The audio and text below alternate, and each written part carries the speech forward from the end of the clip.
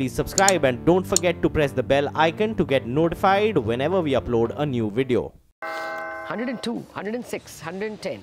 That's where the markets opened. 10,235 thereabouts. That's a 1.1% gain. Likewise for the Sensex, that's a 350 up at 33,385. That's where the Sensex has opened. 360 up, if you please. And the Nifty Bank is up 300, 1.3 higher. 24,450 is about the first trade. Metals actually have done well, so there's been short covering, although the global metal space is not very cheerful. Looks like shorts are running for cover anyway over here. So in the top 5, 3 are metals: Hindalco, Vedanta, Tata Steel. All of them up between 2.5% and 3%. UPL, add to that list, up 2.5%. And Yes Bank up 2%. Tata Motors up 2%. So that brings the top 6.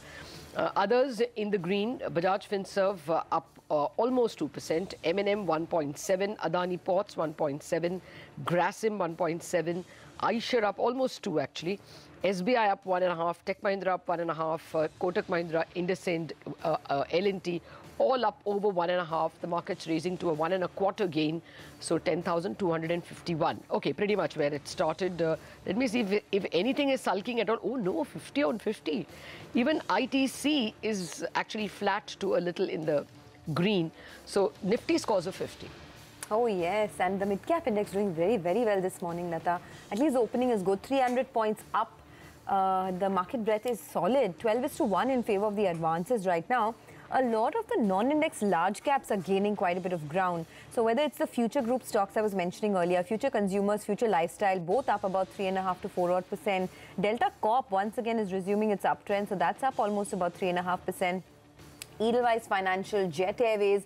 In fact, Jet Airways now is back above the 600 mark, so that one's looking pretty good. Natco Pharma is up almost about 3% Voltas continues its uptrend, so that's up in the green. And you have a couple of others. By the way, InterGlobe Aviation has now surpassed that 1400 mark. So aviation stocks are soaring this morning, up almost about 2 to 3% or so. Apart from that, you also have names like Dilip, Buildcon that are doing very well. So it's actually a good opening for the mid-cap index, and good to see that a lot of the large caps, sort of non-index large caps, are doing very well. Equally for the frontliners, Anuj. Yeah, I tell you something, Sonia. I don't know. I mean, this is the kind of opening which can trap people, because advanced decline is opening at about 10:1. Mid caps are outperforming, and the Nifty is right in that zone. 10,250 to 10,300 is where the strong bears normally make a bit of a comeback. So possibly you needed more to scare the bears. So let's observe the first hour and see if the highs are made consistently or not. Otherwise, in an inherently weak market, sometimes these kind of gaps don't sustain, especially when advanced decline opens at about 10:1. So I mean, I would want to see how the first hour moves. But Ashwini, your thoughts on market opening, and is there a trade? Well, I'm going hammer and tongs on the long side, because it's clear that shorts got trapped. Now, whenever the market dips, they will bail me out. That is my thesis. And my sense is that you will see further upside, because today the bull, chances are, will not get trapped. The bear will get trapped. If we had follow through, then we wouldn't be sitting here. So my sense is, because of the event, Bank Nifty expiry, etc., you will at least touch 10,300, if nothing else. So there will be more upside, at least for the first 2-3 hours. Okay. So Darshan, you have the pleasure of saying "I told you so" since Monday, and the trade now, if someone wants to step in. See, you can buy call options now also, it doesn't matter. For a person who is looking for a short-term trade, a day trade maybe, I would wait for a consolidation or an intraday dip. I think that will come about. That will be the best location for a trade. Okay. Mitesh, anything you have spotted now? I've been extremely positive on tire stocks, Apollo and MRF, and I think MRF is kind of given a pullback yesterday, and I think it's restarting its up move. I think with keeping a stop just 100 points below today's low, I think I would be a buyer on MRF. I'm looking at target in excess of 81,000 over here. So I think this is a good stock to possibly get into right now. It will take a month's salary to buy it. Or more than that maybe. But a couple of these NBFCs are also looking very good. So you have Edelweiss Financials that's up 2.5%. JM Financials is up almost 2.5%. So that pocket, it had gone out of favor for a bit, but now it's come back. Ashwini, what's the big call for the day? See, I just spoke about India Bulls Ventures, but overall I think banks is the big call, and as the market recovers further, you will see more and more short covering happening out there.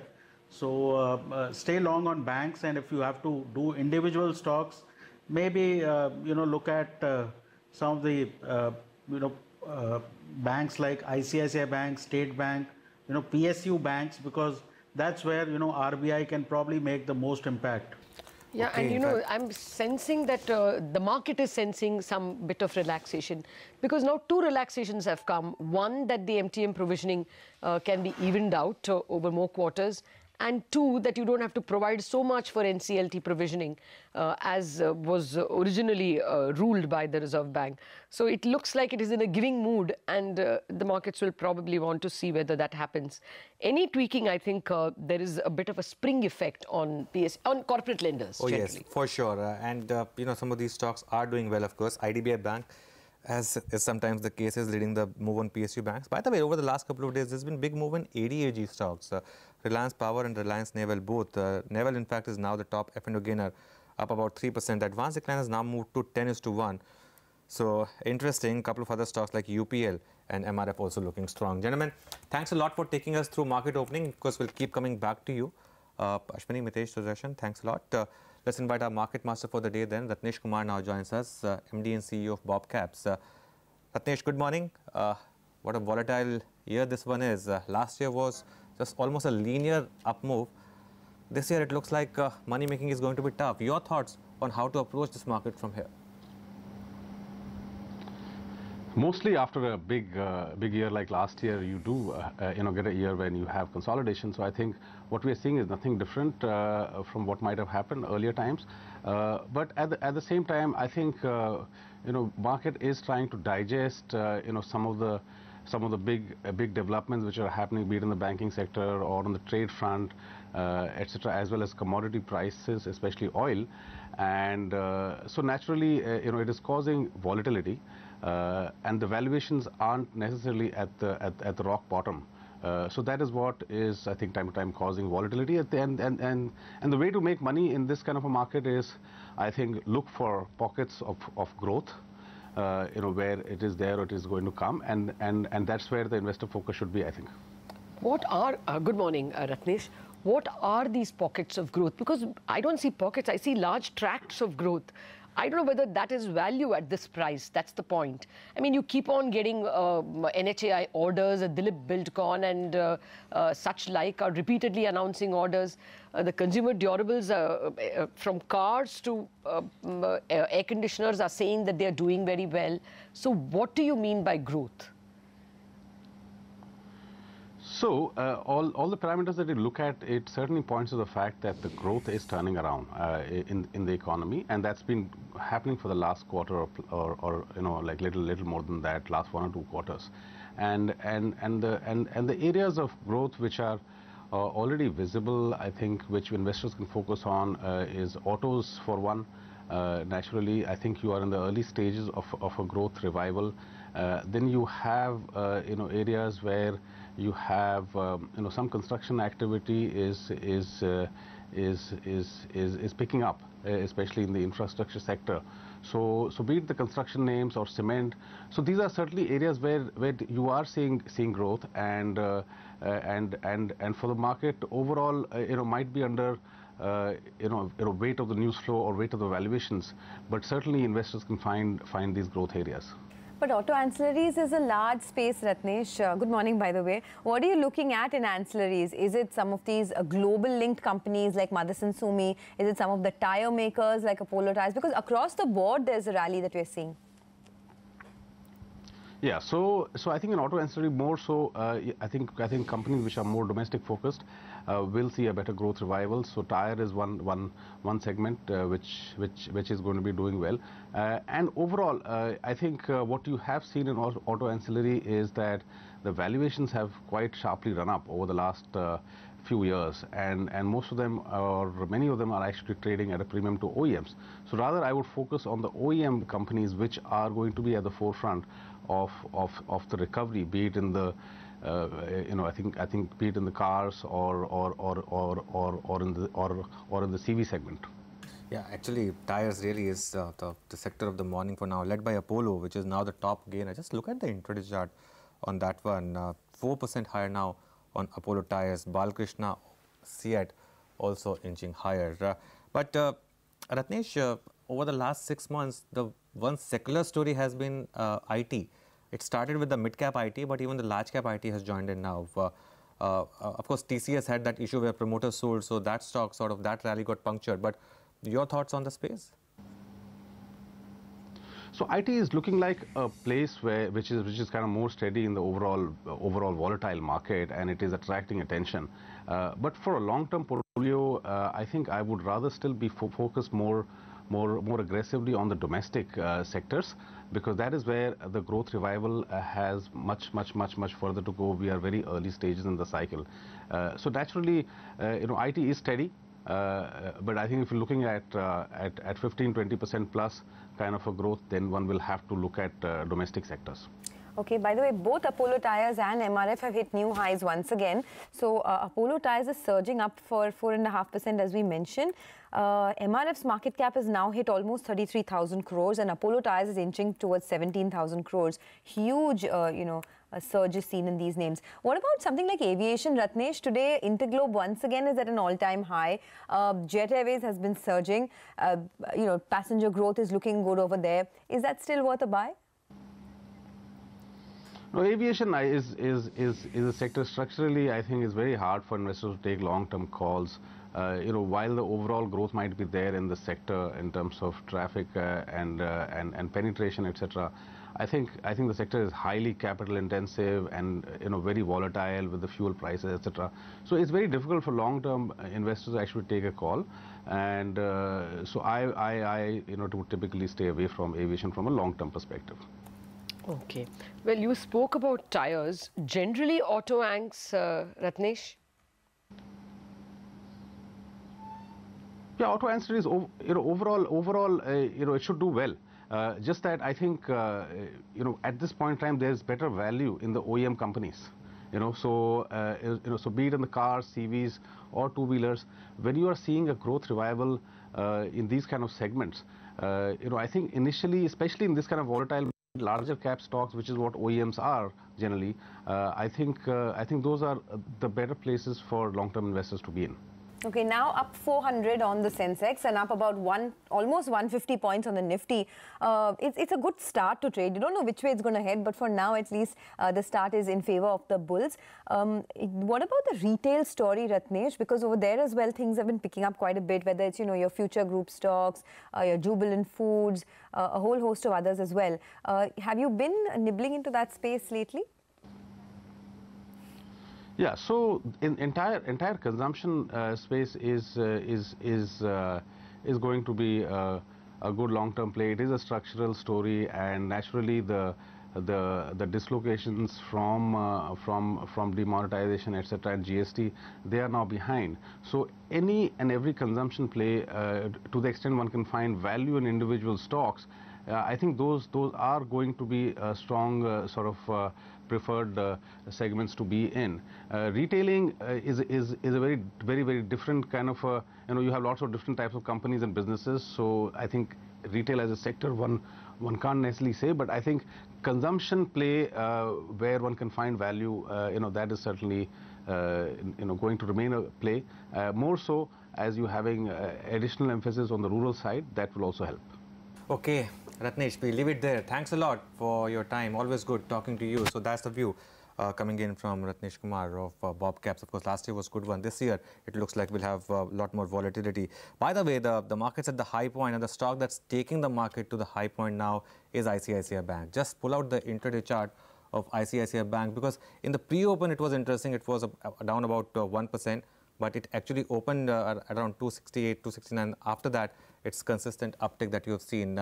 Probably the stock with the highest amount of short positions right now, and that one is making the highs of the morning and probably carrying the Nifty at this point in time. Oh, yes. Speaking of banks, of course, important to know that today all eyes will be on the Reserve Bank Governor, Urjit Patel, as he announces the first monetary policy of a committee decision of FY19. Ahead of this, I spoke to key economists on what we call the citizens' monetary 19. Ahead of this, I spoke to key economists on what we call the Citizens Monetary Policy Committee. And here's what they had to say by way of rationalizing what the MPC ought to do. You really can't go by looking simply at what the current price of crude is, because we are now in a world where the crude prices are going to yo-yo because the shale oil producers will be moving in and out of production depending upon how prices are behaving. So oil is going to be range bound, but it's going to move around, and I don't think we should get terribly worked up about its immediate short-run movement. So I wouldn't worry too much about that. Insofar as the upside risk to inflation is concerned, which is in terms of the MSP, again, I wouldn't worry too much about it. The fact of the matter is that the MSP is only as good as the government's ability to support that price. And the fact is that the institution's infrastructure is simply not there. You can announce any price you want, but the market is going to be doing exactly what it thinks it should be doing. It won't care about the MSP very much. So I don't think that is an immediate risk. It will become a risk if the government's procurement infrastructure or the deficit payment arrangements become stronger. Then the ball game changes, but that's not happening in the next season. At the moment, I think the real issue is what's going to happen on the growth side, both for domestic reasons as well as for global reasons. So in this particular situation, I would probably be a little cautious, because as far as growth is concerned, you really don't have to be ahead of the curve. Inflation is a different ballgame, but on growth you don't have to be ahead of the curve, so that's what we should be looking at. Okay, caution. And actually, come to think of it, Soumya, and I want to get you in on this, although the 2-3 policies ago the Reserve Bank cut after coming to neutral, bond yields have since gone higher, despite the last 2 weeks mellowing, and MCLR rates have been hiked by banks. So quite contrary to what the Reserve Bank did, how should the RBI tackle this? See, I think here there is actually the peculiar conundrums of the bond market. I'll just give you some numbers. For example, currently if you look into the core liquidity in the banking system, which is basically the liquidity after adjust for the government cash balances, that has declined from a high of around 4 lakh crores in the beginning of this year to less than 1 lakh crore as of, I think, around 80,000 crore. And if you look into the repo numbers, the repo, all term repo and net it off of the reverse repo, including the term reverse repo, you will find that the system is already running at a deficit of around 50,000 crores. So my sense is that the system is running at a deficit. And the other important thing is that if you actually look into the spread between the 10-year yield and the repo rate, the spread is currently around more than 170 to 180 basis points on the old paper. Historically, the median spread between the two papers has been around 70 basis points. So I think there is an element of irrationality in the market. And the other important thing is that if we just juxtapose a calculation by looking into the demand supply maths of the bond market in the next year, you will find that even if you're assuming, say, a 10% growth in the bank's NDTL, and assuming that the market shares of the banks, scheduled commercial banks, primary dealers, mutual funds remain at the same level which it was in this year, you will still find that there could be a deficit of close to 1.5 lakh crores in the banking system in terms of the papers to be absorbed by the market. So at some point of time, the RBI needs to seriously address this issue. How does it want to, whether it wants to inject liquidity, or whether it wants to do it through a permanent mode or other mode. Otherwise, what is going to happen is that the bond markets will stay at an elevated level, and at some point of time, it could have some amount of a negative impact on the market sentiments. I take your point, though I don't know how the MPC will bring it, and even this 10% growth in NDTL, I don't know if that also will materialize. Sonal, So what should the MPC do? I mean, it's quite clear that there is a tightness, though I would assume that actually the liquidity tightness was not as much given the advance tax payout. There were people expecting 1.5 lakh crore of deficit. I think the deficit was lower than that. But that apart, do you think the MPC has to concentrate on the way in which prices might rise because of trade and because of crude? Or do you think now growth needs a helping hand? What should the tone be, for instance? I think we are still in the zone where we are sort of in the wait and watch zone, I guess, right now. Clearly, there are risks to inflation, like I said, because of MSP and oil. And, one point with respect to Dr. Sen's point on the procurement infrastructure of the government not being there, that's very true. At the same time, the government is also trying to ensure that the MSP actually becomes an effective floor through some form of fiscal transfers to be made to farmers. So, like I said, I think government policies around food inflation are changing because there are, their politics clearly, and there's a lot at stake because of the election cycle. So I think we have to be cognizant of the upside risk that poses both to the inflation and the fiscal outlook. At the same time, like I said, I think underlying inflation as of now is between 4.5%. Growth has picked up, but there has been an effective tightening of lending standards, and the banking sector issues mean that whatever growth capital one had assumed back in October after the recapitalization has completely vanished. So there is a strong cyclical recovery. At the same time, there are concerns on the sustainability of this growth cycle. So I think at this stage, we are basically in a wait and watch, like I said, specifically with respect to government policy on MSP. If that is substantially high, then despite the adverse growth impact we are seeing, if that triggers huge second round effects, leads to higher core inflation, leads to higher inflation expectations in the backdrop of what's happening globally in terms of risk and domestically with respect to perception around the macro risks in India, I think that would trigger, some response. But at this stage, it is a wait and watch. Okay, that is the expectation from the RBI policy later today. Of course, we don't have to wait too long. We'll find out in a few hours from now. But take a break on that note. On the other side of the break, we have a mega discussion lined up on the power sector. Big surge seen as far as rates are concerned. All the key players from the power space will be with us on our show.